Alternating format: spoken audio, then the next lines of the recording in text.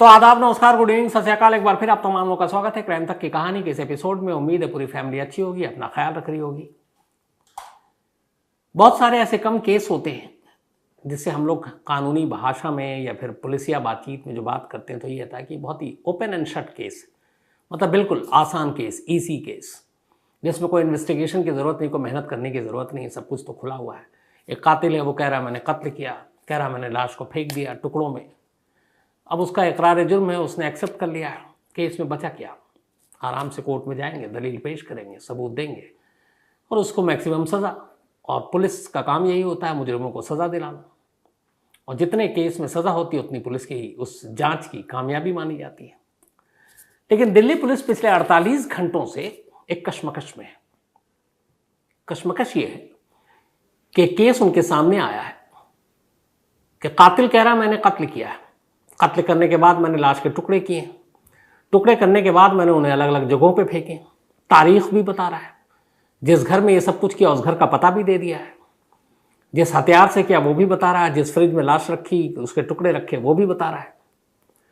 Police को उसको torture करने या पूछताछ के लिए मारने पीटने की भी जरूरत नहीं पड़ रही, बिल्कुल तोते की तरह बोल रहा है, हर सवाल का जवाब दे रहा है। लेकिन जिस कॉन्फिडेंस से और जिस तसल्ली से वो सारे सवालों के जवाब दे रहा है, वहीं से पुलिस की परेशानी शुरू होती है। परेशानी ये, पुलिस वाले जब किसी को पूछताछ के दौरान अक्सर सुना हो अपने पुलिसिया अंदाज में टॉर्चर करते हैं तो मारते पीटते हैं, क्योंकि सामने वाला सवाल का जवाब नहीं दे रहा है।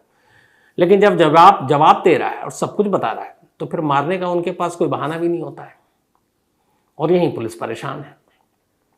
मैं बात कर रहा हूं आफ्ताब की, उसी आफ्ताब की जिसने हैवानियत और दरिंदगी की इंतहा पार कर दी। जिस लड़की से कभी उसने प्यार करने का दावा किया, अब पता नहीं वो उससे प्यार करता था, क्योंकि लगता तो है नहीं, और रूह या उसकी आत्मा से प्यार करता था वैसे दिखता नहीं है, तो चले मान लें वो उसके जिस्म से ही प्यार करता था। लेकिन अगर उसी जिस्म से प्यार करता था फिर उस जिस्म के ही 30-35 टुकड़े कोई कैसे कर सकता है? इसीलिए मैं इसको दरिंदगी और हैवानियत की इंतहा बता रहा हूं। पिछले 48 घंटे से आफ्ताब दिल्ली पुलिस की कस्टडी में है। दिल्ली पुलिस की एक टीम लगातार उससे पूछताछ कर रही है। हमारी पूरी टीम भी जो है, चाहे अरविंद ओझा हो, हिमांशु मिश्रा हो, सब लगे हुए हैं, और जो इंट्रोगेशन चल रहा है वो पूछताछ, सारी बातें भी हुई हैं। तो कुछ इंपॉर्टेंट सवाल जो पुलिस ने पूछे आफ्ताब से, उसके जवाब में उसने क्या कुछ कहा वो आज आपको मैं इन डेप्थ बताऊंगा। दूसरा, 18 मई को उसने कत्ल किया और 5 जून तक, बल्कि उसने कहा है कि एग्जैक्ट उसे याद नहीं है, लेकिन कहता है रफली मैंने 20 दिनों तक ये सारे सबूत मिटाए। तो उन 20 दिनों में उसने क्या किया, उसका रूटीन क्या था, वो कहाँ आता जाता, क्या खाता पीता, कब सोता कब उठता, इन सारी चीज़ों के बारे में उसने पुलिस को जवाब दिया, और वो भी मैं आपको इस कहानी में बताऊंगा। साथ ही जो शुरुआत में कहा कि एक ओपन एंड शट केस, लेकिन पुलिस के लिए कैसे परेशानी की वजह है ये भी आपको बताऊंगा। और इस परेशानी की तस्वीरें भी आज कुछ देखने को मिली। दिल्ली पुलिस की टीम जहां जहां आफ्ताब कह रहा है कि हमने ये लाश फेंकी, हालांकि ये कह रहा है कि मुझे बहुत सही तरीके से याद नहीं है इलाका, लेकिन वो बताता है छतरपुर और मेहरौली, बट ये भी कहता रात का वक्त था, कई बार मुझे सही स्पॉट नहीं याद है। तो लेकर जा रही है पुलिस वहां पर, जंगल जंगल खाक मान रही है सबूत ढूंढने के लिए, और ये सबूत क्यों जरूरी है ये भी आपको बताऊंगा। सबसे पहले उन 20 दिनों की कहानी और अब तक आफ्ताब ने क्या कुछ पुलिस को बताया। ये आफ्ताब और दिल्ली पुलिस के बीच के जो सवाल जवाब हैं, बहुत सारे सवाल हैं। अब उस सारे सवालों को तो आपके सामने रखूंगा तो बहुत वक्त लगेगा, लेकिन जिसको आपको जानना जरूरी है मैं उन्हीं सवालों को शॉर्टलिस्ट करके लाया हूं ताकि आपको बता सकूं। जो पहला सवाल था आफ्ताब से, बेसिक, वो ये था कि तुमने श्रद्धा को कब मारा, उसका कत्ल कब किया। आफ्ताब को याद है, उसने कहा 18 मई, और याद इसलिए भी कि उसने कहा उस दिन वेडनेसडे था, बुधवार। मैंने भी कैलेंडर चेक किया और 18 मई 2022 को बुधवार ही था। तो उसने कहा कि मैंने 18 मई बुधवार, बोला रात का वक्त था, एग्जैक्ट टाइम नहीं पता, लेकिन सूरज डूब चुका था और हम लोगों ने अभी खाना नहीं खाया था, और इसी बीच में किसी बात से झगड़ा शुरू हुआ। फिर शुरू होते ही बात आ गई वही पुरानी शादी और उसको लेकर, और फिर बात बढ़ता गया। मैंने उसको धक्का मारा, फिर श्रद्धा ने भी मुझे धक्का मारा, दोनों में हाथापाई हुई और मुझे बहुत तेज गुस्सा आया। फिर हाथ पैर पकड़ते पकड़ते श्रद्धा नीचे गिर गई ज़मीन पर। फिर उसने कहा कि मैं उसकी छाती पर, उसके सीने पर बैठ गया और बैठने के बाद जोर से दोनों हाथों से उसके गले को पकड़ लिया और पकड़कर दबाता रहा गला। वो छटपटाती रही। थोड़ी देर के बाद उसके हाथ और पैर ढीले हो गए। तब मुझे लगा पहले कि शायद वो बेहोश हुई है। फिर देखा तो अब उसकी सांसें बंद थी, नब्ज नहीं चल रहा था। तो मुझे यकीन हो गया कि वो मर गई है। लेकिन मुझे कोई अफसोस नहीं था। ये उसका बयान है। उसने कहा ये सब कुछ हुआ गुस्से में था। मैंने इससे पहले 18 मई बुधवार की शाम तक भी नहीं सोचा था कि मैं श्रद्धा को मारूंगा या उसका कत्ल करूंगा। ये दिमाग में नहीं था। लेकिन उस दिन ऐसी सारी बातें हुई, गुस्सा आया और फिर मैंने उसका कत्ल कर दिया। तो अभी तक जो कुछ हुआ सडनली हुआ, अचानक हुआ, कोई प्लानिंग नहीं। इसके सबूत भी मिले, पुलिस को मिले कि हाँ ये प्री प्लान नहीं था। वो आगे बताऊंगा। अब ये हुआ कि कत्ल तो हो गया, अब क्या करें। हर कातिल यही सोचता है जब अचानक कोई कत्ल करता है बिना किसी प्लान के। तो उसने कहा अब कत्ल हो गया। अब उसे डर लगा कि पकड़ा जाऊंगा, क्या होगा। बट उसने बताया कि जिस घर में छतरपुर में वो रहता था, उस घर के अंदर अमूमन उसके कुछ इक्का दुक्का दोस्त के अलावा और कोई नहीं आया करता था। और वो दोस्त भी तभी आते थे जब फ़ोन पे पहले से बातचीत होती और उन्हें पता होता कि हम घर में हैं तभी आते। तो इस बात से वो बेफिक्र था कि कोई दोस्त आएगा घर में।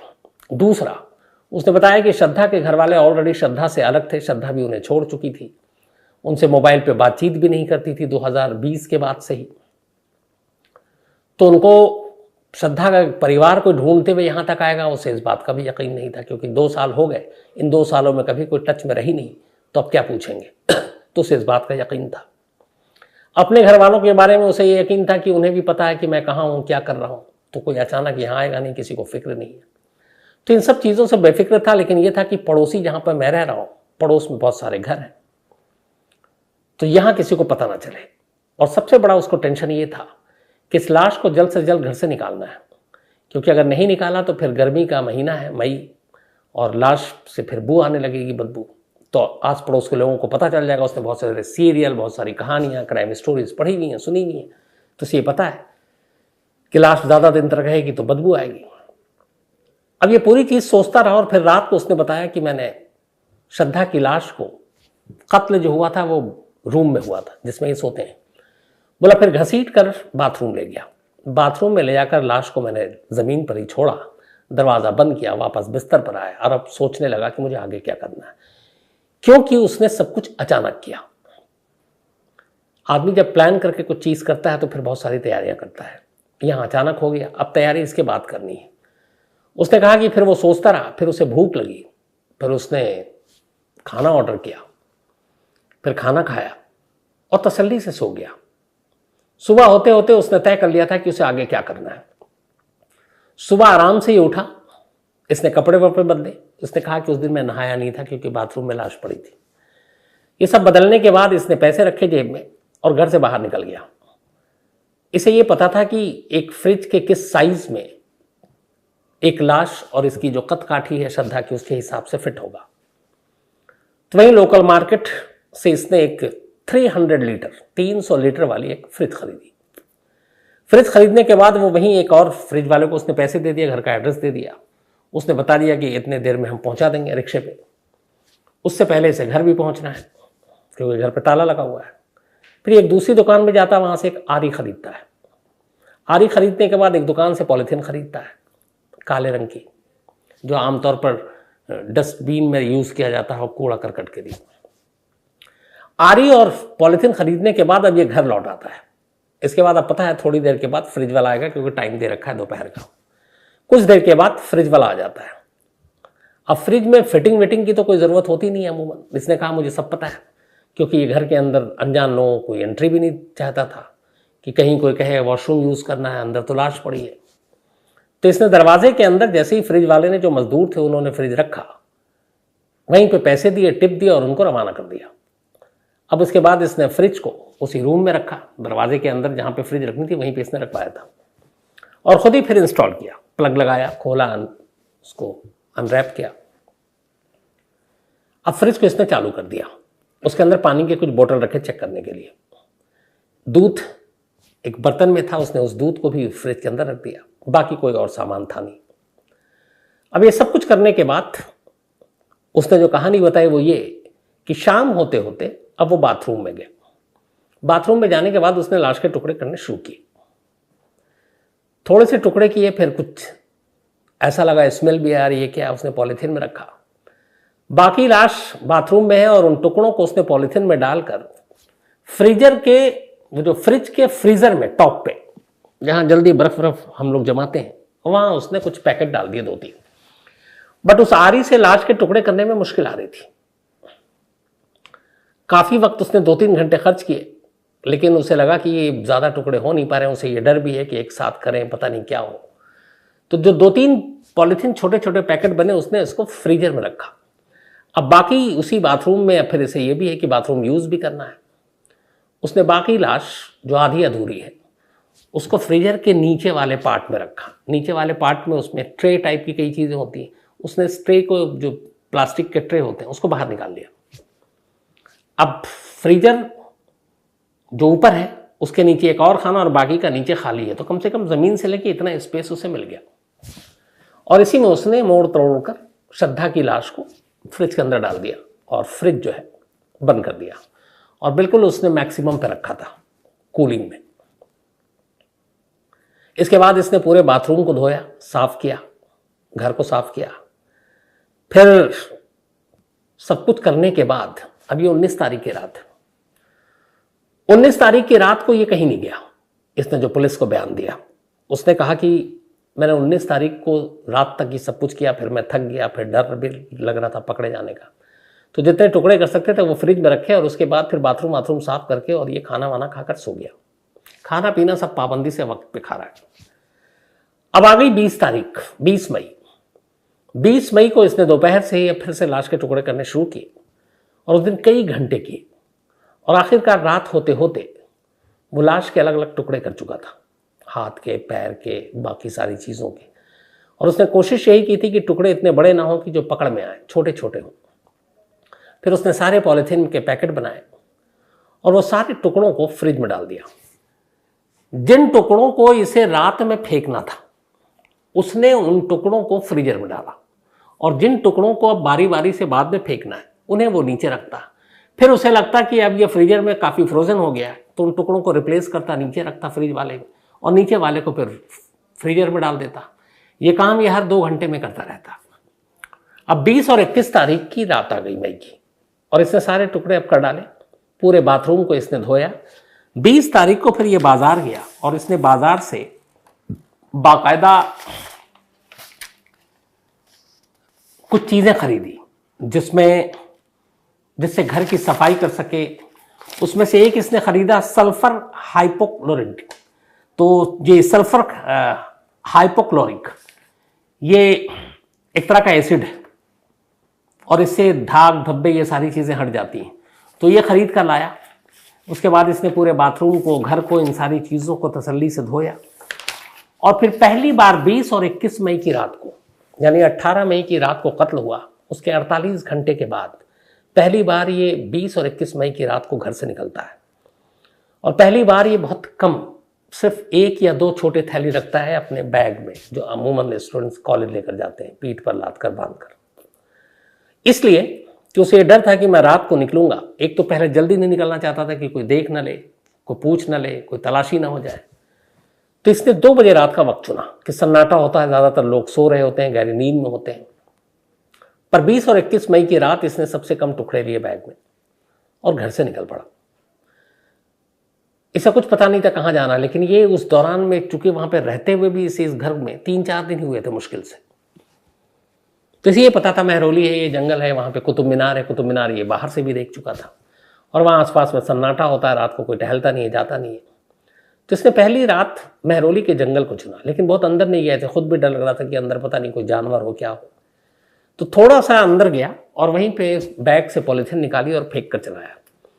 फिर इसने वापसी में बाकायदा रेकी की कि हमारे घर से इस रूट पे आने जाने में कहीं कोई बैरिकेड है, पुलिस वालों की गश्त है कि नहीं, पीसीआर की वैन घूमती है कि नहीं।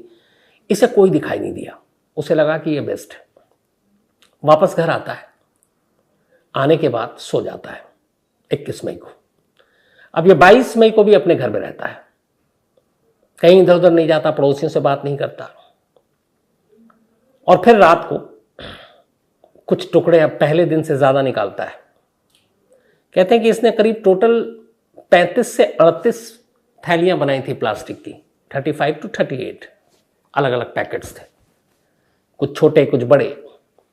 उसके बाद फिर ये अगली रात निकलता है वही 2 बजे, और इस बार वहां नहीं जाता जहां पहली रात गया था, बल्कि उससे पहले ही देखता है एक और सुनसान जगह है, जंगल है, झाड़ियां हैं, उसके अंदर उछाल कर फेंकता है, वापस आता है।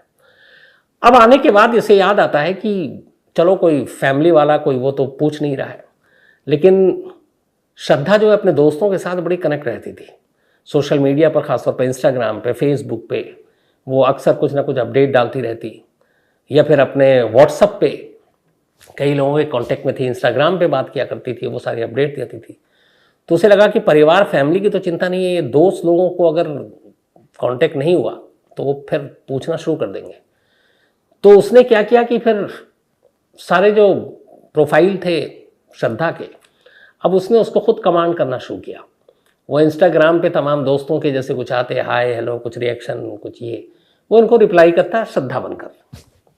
उसके फेसबुक, उसके व्हाट्सअप, उन सब से भी ऐसे ही करता है, किन्हीं भी दोस्त का कुछ आता वो रिप्लाई करता जाता, बस फोन नहीं उठाता, क्योंकि उसे मालूम है कि उसकी आवाज श्रद्धा जैसी तो हो नहीं सकती, लड़का और लड़की में फर्क है। बट मैसेज आता तो रिप्लाई कर देता, और श्रद्धा बनकर करता कि अभी मैं बिजी हूं, अभी यहां हूं। और उसी तरह इंस्टाग्राम और उन सब पे भी वो लगातार रिप्लाई कर रहा था। तो सामने वाले जितने दोस्त थे उन्हें यकीन हो गया कि श्रद्धा है और ठीक ठाक है, शक करने की कोई वजह भी नहीं थी। ये सिलसिला उसका चलता रहा, और इधर 22, 23, 24, 25 ये लगातार। इवन इसने कहा कि एक बार संडे को, इसका ये था कि आज नहीं है, फिर फेंकेंगे किसी दिन, लेकिन उसे लगा कि नहीं, जल्द से जल्द इसको निपटाना है। और जैसे जैसे हर रात ये फेंकता गया और रात को वापस लौटता और कोई इसे रोकता नहीं, टोकता नहीं, पुलिस देखती नहीं, तलाशी लेती नहीं, इसका हौसला बढ़ता जा रहा था। और ये इस बात का इसे यकीन हो चुका था पुख्ता कि पुलिस उससे नहीं पकड़ पाएगी। दूसरा ये भी था कि यहां तक कोई पहुंच भी नहीं पाएगी जो पुलिस है उस घर में। तो उसका हर रोज यकीन बढ़ता जा रहा है और वो टुकड़ों को फेंकता जा रहा है। करते करते पूरा महीना निकाल दिया इसने। अब आखिरी जो कुछ थैलियां बची थी, लास्ट में फिर ये एक एक करके भी लेकर जाता था। इधर इस बीच में घर में पूरा ख्याल रख रहा था कि हर जो लास्ट के टुकड़े फ्रिज में है, जो फ्रीजर के अंदर कब किसको निकालना है, कब ऊपर डालना है, कब, वो रिप्लेस लगातार कर रहा था। जो फ्रीजर के अंदर नहीं थे उनको फ्रीजर में डालता, जो नीचे होते फिर उनको रिप्लेस करता, ताकि वो सब एक टेम्परेचर पे एक जैसे हों, जम जाए। आमतौर पे फ्रीजर में हम कोई चीज़ रखते हैं तो उसी तरह से हो जाता है। तो इन चीज़ों का भी ख्याल, उससे एक ये है कि स्मेल भी नहीं आएगी। दूसरा, अगरबत्ती ले आया, रूम फ्रेशनर ले आया, एसिड लेकर आया जो सारी चीज़ें साफ करता, और ये हर रोज़ करता, पाबंदी से करता, लेकिन घर बंद करके, ताकि किसी को ये भी शक ना हो कि हर रोज़ सफाई क्यों कर रहा है। बट वहाँ किसी को मतलब भी नहीं था। ये इतने दिन रहा और ये 20 दिनों तक ये सब कुछ करता रहा। किसी एक पड़ोसी ने भी कभी उसके दरवाजे की घंटी नहीं बजाई, क्योंकि अनजान कुछ दिन पहले ही आया था, कोई किसी से जानता नहीं। और वैसे भी बड़े शहरों में हमारा पड़ोसी कौन है, क्या करता है, कब आता है, क्या जाता है, शायद किसी को नहीं पता। तो इसके लिए ये काम बड़ा आसान हो गया। शायद इसको पुख्ता याद नहीं है, लेकिन इसका कहना है कि वो 4 या 5 जून या 6 जून की तारीख थी जब उसने आखिरी किश्त, आखिरी थैली उठाई, उसी तरह बैग में रखा और फेंक कर आया। उसने कहा जब आखिरी उसने फेंक दिया, उसके बाद उसे लगा कि अब उसे कोई नहीं पकड़ पाएगा। फिर उसे बार बार वो ये भी देख रहा था, न्यूज़पेपर देख रहा था, न्यूज़ चैनल देख रहा था, कि कहीं मोबाइल पे चैनल देखा करता था कि कहीं दिल्ली में किसी लाश के टुकड़े मिलने की कोई खबर तो नहीं आई है, कहीं कोई खबर तो नहीं छपी है। तो हर रोज़ देखता कि इसकी कोई खबर नहीं है, कहीं से कोई नहीं है, तो और ज़्यादा कॉन्फिडेंट होता गया कि किसी को पता ही नहीं है। फिर उसे लगा उसने सही जगह सारी चीज़ें फेंकी। जंगल में जानवर भी होते हैं, गर्मी का महीना, तेज़ गर्मी, उमस, तो ऐसे में बॉडी सलामत भी नहीं रह सकती। तो इसने सारी चीज़ें ये 20 से 22 दिन के अंदर, 20 दिन में बल्कि इसने कर दी, पूरा घर साफ कर दिया। 5, 6 या 7 जून के बीच में फिर इसने अपने पूरे घर को फिर से लगातार ये सफाई कर रहा था। फिर से इसने वही सल्फरपोलिक एसिड डाला, फिनाइल डाला, अगरबत्ती जलाई, रूम फ्रेशनर डाला। फिर इसके बाद उसने पूरे, जब आखिरी किस्त निकल गई उस फ्रिज को बंद करके स्विच बाहर निकाल कर प्लग, और तसल्ली से उस फ्रिज को धोया बाकायदा उस सल्फर एसिड के साथ, क्योंकि उसके दिमाग में इस दौरान में वो सारी चीज़ रिसर्च भी कर रहा था। उसे ये भी पता था कि इन्वेस्टिगेशन क्या होती है, फॉरेंसिक जांच क्या होती है, कैसे सैंपल लिए जाते हैं, नमूने कहाँ कहाँ से कलेक्ट किए जाते हैं, ये सारी स्टडी उसने कर रखी थी। इसीलिए उसने दीवार, फर्श, जिस बेड पे वो सोता था, उन चादरों को, अपने कपड़ों को, इन सबको बार बार धोया। जहां जहां पे उसे लगा कि एसिड से धोना वो धोया। फ्रिज की इसने कई बार धुलाई कर डाली बाकायदा इन सारी चीजों से, केमिकल से, ताकि एक बूंद भी नमूना कभी फॉरेंसिक जांच को ये पता चले तो ना मिले। और उसे एक चीज पता थी कि आज न कल जब कभी तो श्रद्धा को कोई ढूंढने आएगा, तो अगर इस घर तक उनकी पहुंच हुई तो फिर इस घर में भी जांच होगी और फॉरेंसिक टीम भी आएगी। तो इसीलिए मुझे हर कोने से हर एक छोटे से छोटे सबूत को भी मिटाना है, ये उसकी सोच थी। और इसीलिए वो लगातार धुलाई सफाई कर रहा था। सब कुछ 20-22 दिन में खत्म हो गया। अच्छा, इन्हीं 20 दिनों में एक दिन क्या हुआ, ये डेटिंग ऐप पे बहुत एक्टिव रहता है और इसी डेटिंग एक ऐप से ही इसकी श्रद्धा से पहली मुलाकात हुई थी। बाद में फिर दोनों कॉल सेंटर में मिले थे। तो ये 5 जून से पहले की बात है और 18 मई के बाद की बात है, लेकिन 25 मई से लेके 5 जून के दरमियान की ये बात है। एग्जैक्ट डेट उसे याद नहीं है। अब वो लड़की मिले, हालांकि पुलिस उस लड़की का पता कर चुकी है, शायद उससे पूछताछ होगी, वो डेट बता देगी। इस दौरान में एक दिन ये अपना डेट, खाली टाइम, अब घर के अंदर है, बाहर भी नहीं निकल रहा है, क्योंकि बाहर जाऊं अंदर में कोई घर में ना आ जाए, तलाशी हो, लाश का राज खुल जाए, तो घर में ही पड़ा रहता और मोबाइल पे एक्टिव, मोबाइल पे सारे सोशल मीडिया और सारी चीजें देखता रहता। तो इसी दौरान डेटिंग ऐप पे एक दिल्ली की लड़की से इसकी दोस्ती हो गई। अब वो बातचीत हुई, उसने कहा मिलना है। एक संडे को 25 से 5 जून के दरमियान की बात है ये। तय हुआ कि तुम आ जाओ। हिम्मत देखिए इसकी कि कहाँ मिले। अच्छा, इसके पास पैसे भी बहुत ज़्यादा नहीं कि बाहर जाऊं, रेस्टोरेंट में खर्च होगा, फिर ये भी है कि घर छोड़ कर नहीं जा सकते। इसने पता दिया कि घर आ जाओ। घर के अंदर अब भी श्रद्धा की लाश के टुकड़े बचे हुए हैं, रखे हुए हैं। उसके बावजूद वो अपनी एक नई दोस्त को उसी घर में बुला रहा है जिस घर में उसने कत्ल किया है, और उस कत्ल के सबूत अब भी उसी के घर में है। फिर भी वो बुलाता है उसे। बस ये करता है कि उसके आने से पहले फ्रिज में जो पैकेट थे, श्रद्धा के लाश के कुछ टुकड़े अभी बचे हुए हैं, उसको उठाकर वो अलमारी में रख देता है। वो सारे फ्रोजन थे, अलमारी में रख देता, फ्रिज खाली करता है, उस फ्रिज में फिर पानी की बोतल और बाकी चीज़ें रखता है। उसकी दोस्त आती है उसी घर में, कई घंटे दोनों साथ रहते हैं और उसके बाद फिर वो जाती है। उसके जाने के बाद फिर से वो सारे टुकड़ों को वो फ्रिज में वापस रखता है। लेकिन यहाँ ये देखें कि एक आदमी के दिल में डर होता है, आए कोई ऐसी चीज़ मिल जाए जिससे पता चले, कोई हो सकता है अलग सी स्मेल आ जाए कि पता चल जाए, और उसे कोई डर नहीं। बाकायदा उसने उस लड़की से उस वक्त मुलाकात की जब उसकी अपनी दोस्त जिसे उसने मारा, उसके लाश के टुकड़े उस घर में मौजूद थे। उससे मुलाकात करी, ये बात उसने एक्सेप्ट की। अब उस लड़की का पता चल चुका है, नाम वाम पुलिस के पास है।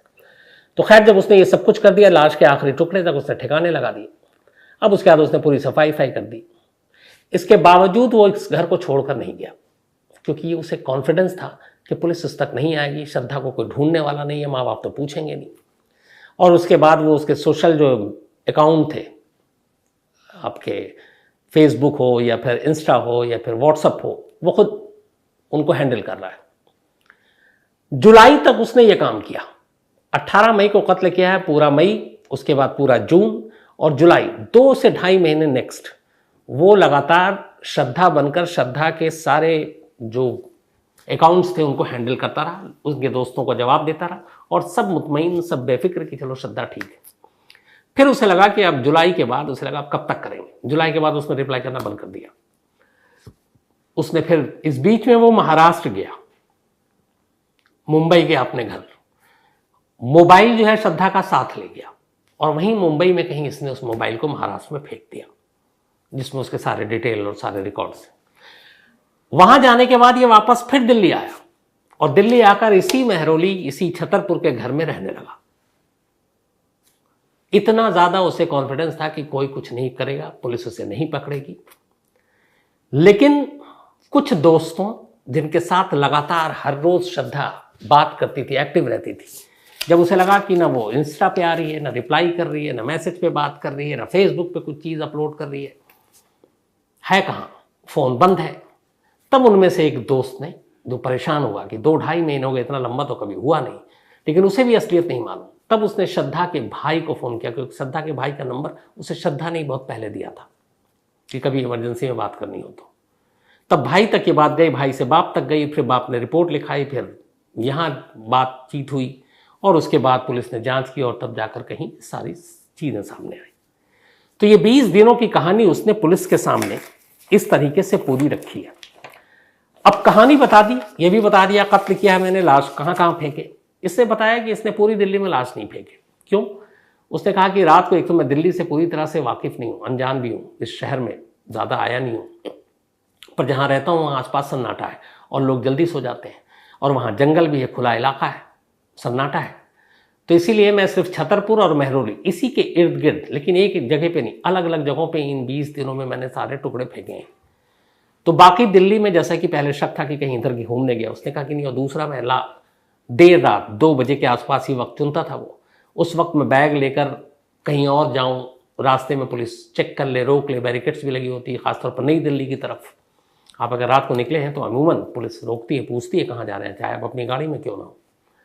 तो उसने कहा कि इस डर से मैं कभी दूर नहीं गया, मैंने उसी इलाके को चुना और उसी इलाके के अलग अलग जगहों पर ये सारे 30-35 जो थैलियाँ थी वो मैंने फेंकी हैं ताकि पुलिस से बचा रहूं। तो अब ये सारी चीज़ें हो गई। अब उस दिन से पुलिस लगी हुई, उसे ले जा रही है, चूंकि वो पुलिस कस्टडी में है। तुमने कहाँ फेंकी। अब 18 मई को कत्ल हुआ, 4 से 5 जून तक उसके हिसाब से चले तो उसने सारे टुकड़े फेंके, तो लगभग 5 महीने से ऊपर हो गया। और कत्ल से जोड़ें तो 6 महीने हो गए लगभग। आज 15, 3 दिन के बाद ठीक 6 महीने हो जाएंगे। 18 मई को कत्ल हुआ था तो 18 नवंबर को 6 महीने।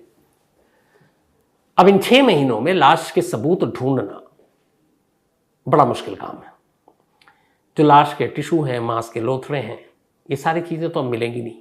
और जिन इलाके में जहाँ फेंका गया, अगर उस इलाके को हम सब जानते हैं, मैं कई बार उधर गया हूँ, अंदर में जंगल में जंगली जानवर भी हैं, तो लाश के टुकड़ों का मिलना तो लगभग नामुमकिन है।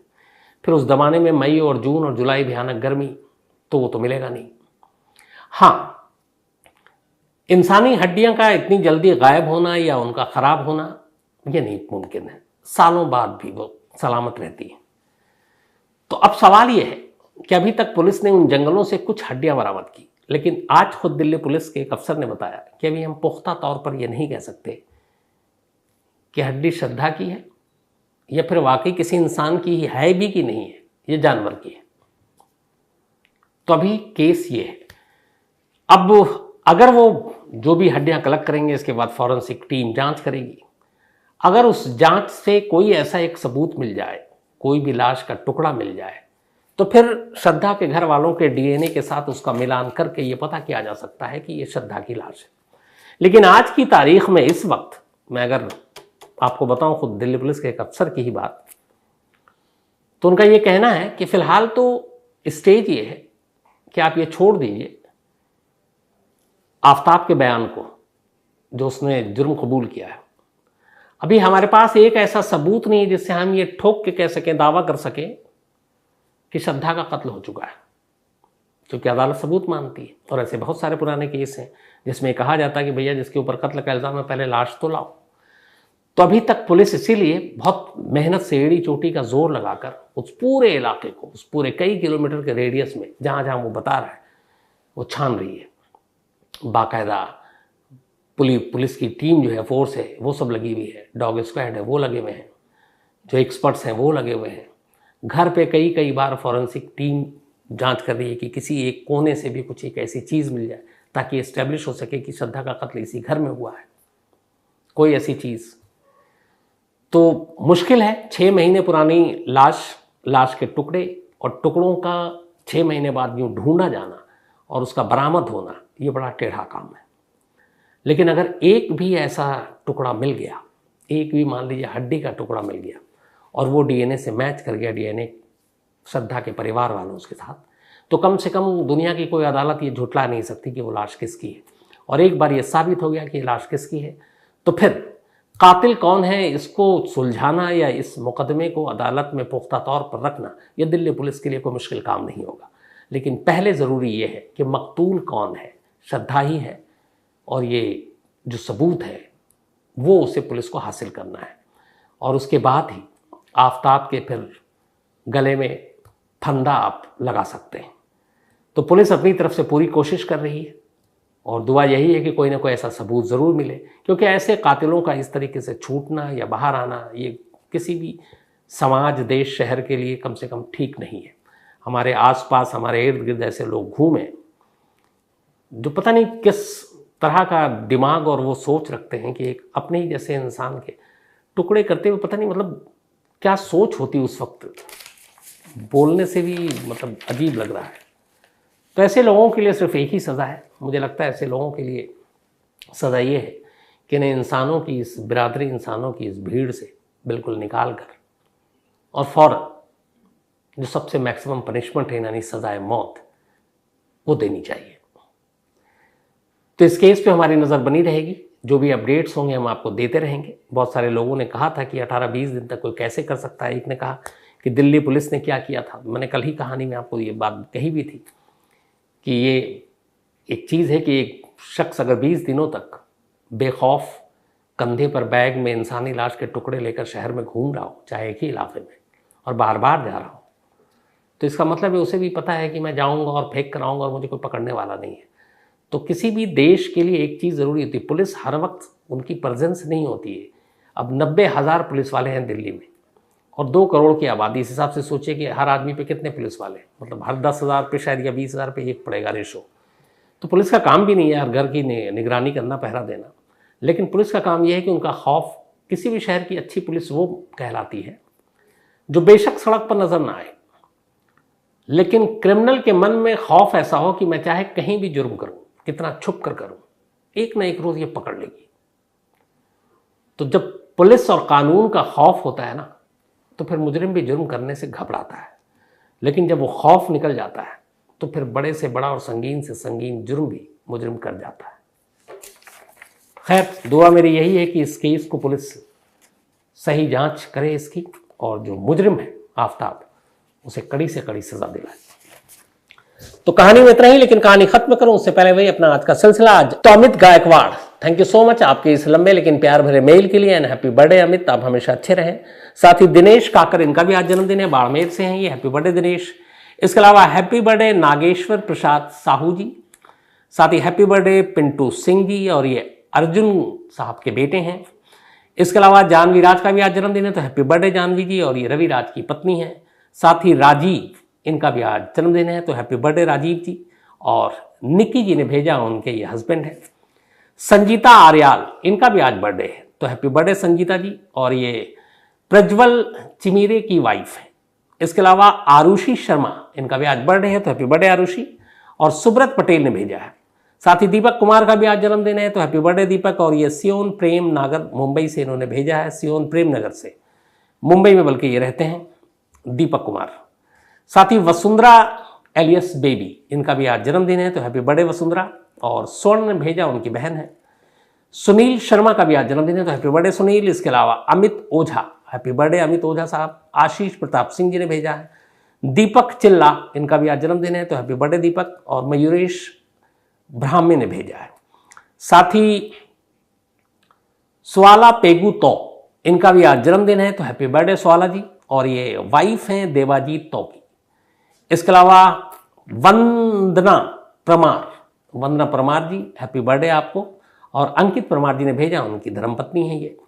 विनोद वैष्णव का भी आज जन्मदिन है, तो हैप्पी बर्थडे विनोद साहब। और राज बन्ना ने भेजा है। इसके अलावा अशोक बिश्नोई जी, थैंक यू सो मच इस मेल के लिए, और आपके जन्मदिन के लिए बहुत बहुत आपको बधाई, मुबारक, हैप्पी बर्थडे। अंजलि और अंकुश विधान, इनकी एनिवर्सरी है आज, तो आप दोनों को बहुत बहुत मुबारक, हरियाणा से हैं ये। साथ ही जॉयसन गॉडबोले, श्रद्धा